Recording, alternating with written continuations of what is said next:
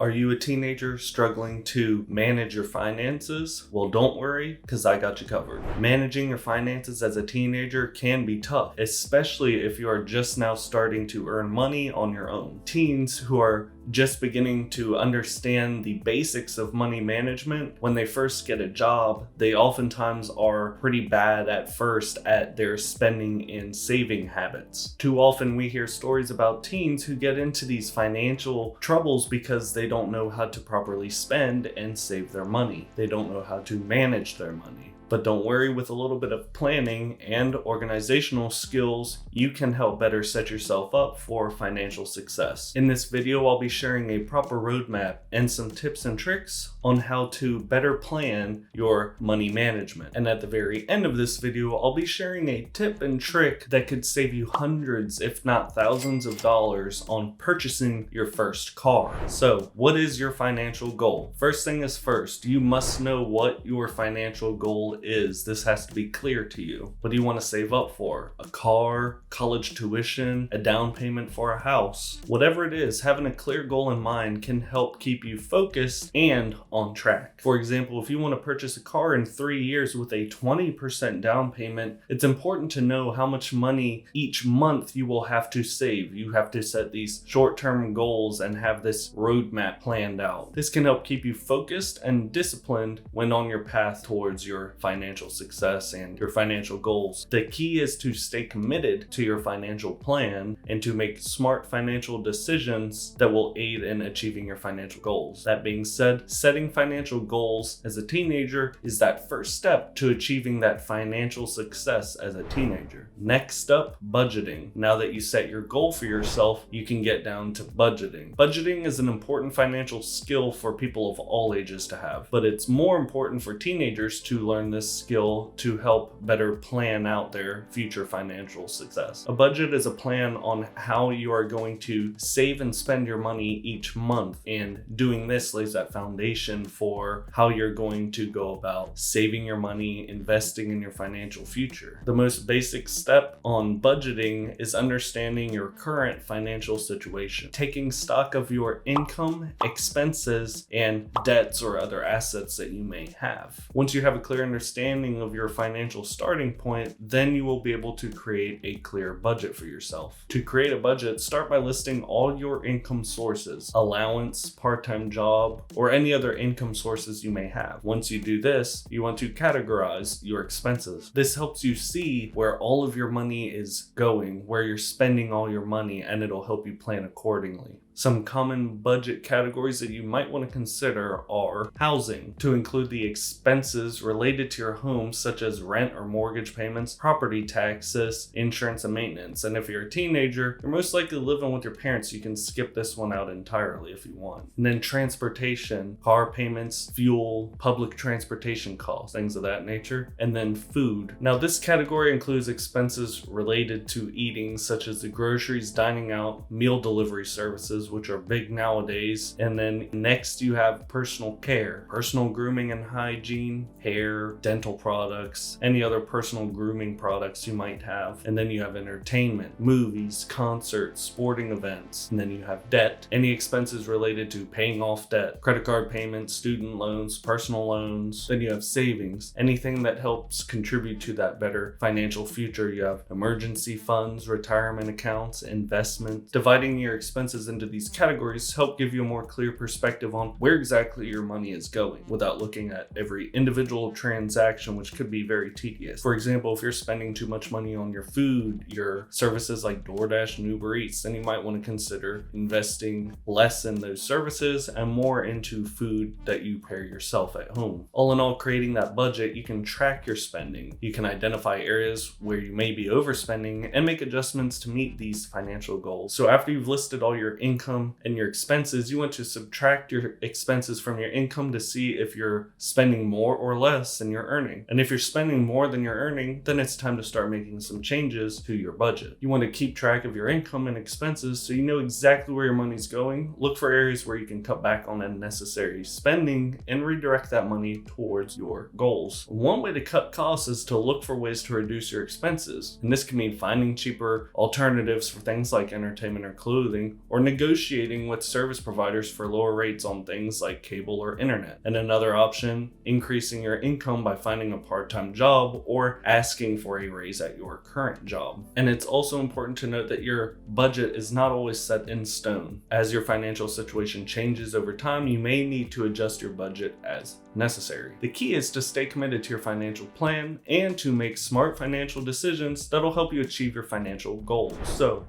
pick a budgeting strategy. There's many different budgeting strategies out there that you can use to meet these financial goals. Depending on your personal circumstances and financial objectives, you need to find one or tailor-make one that best fits your situation and your lifestyle. But a few common ones of these budgeting methods are zero-sum budgeting, which is a method that involves allocating every dollar of your income to a specific category or expense. And this helps to ensure that you're not overspending in any area and that you have a plan for all of your money. The 50-30-20 method, which I've touched on numerous times in previous videos that you should check out. This method pretty much involves dividing your income into three categories: 50%, 30%, and 20%. 50% will go to your needs, 30% to your wants, and 20% will go to your investments, savings, or debt. Now, another really common one nowadays is the envelope method. This budgeting method pretty much involves dividing your budget into physical envelopes, each envelope representing a specific category for spending. On these envelopes, you'll write things such as entertainment, food, stuff of that nature.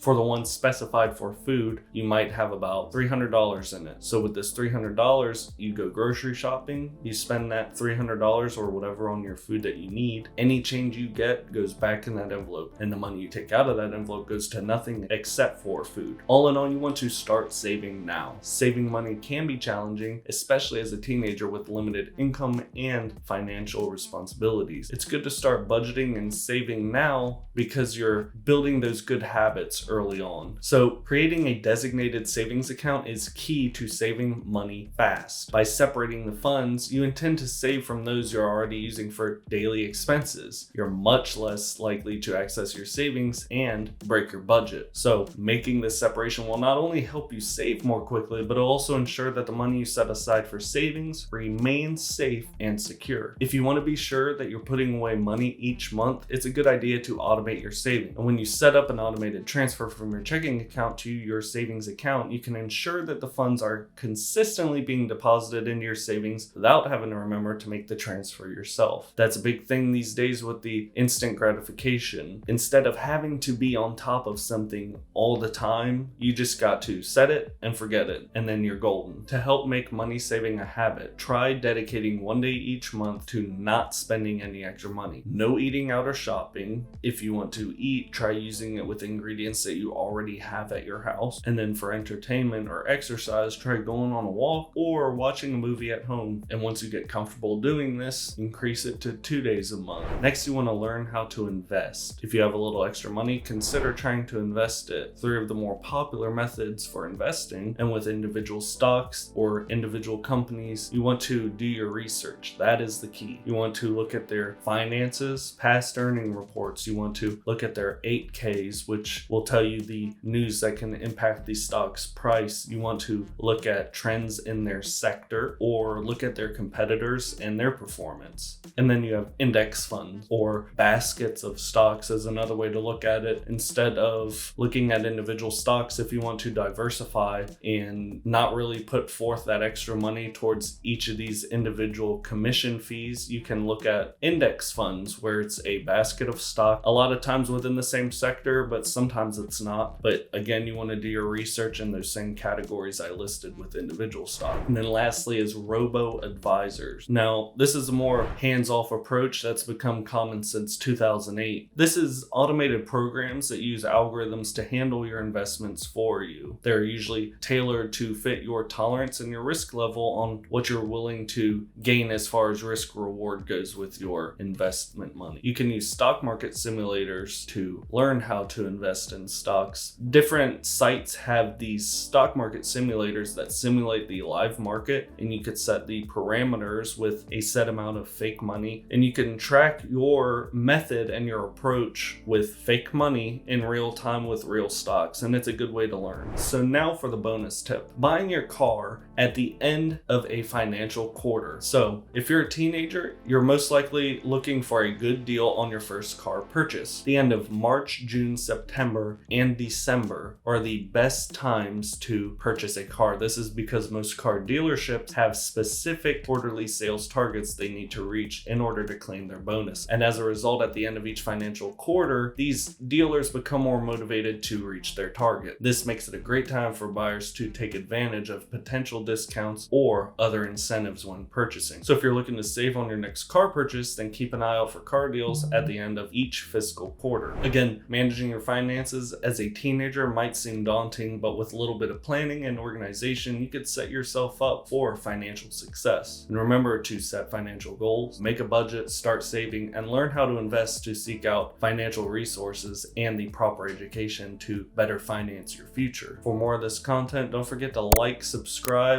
and ring that bell for the alerts on my next videos.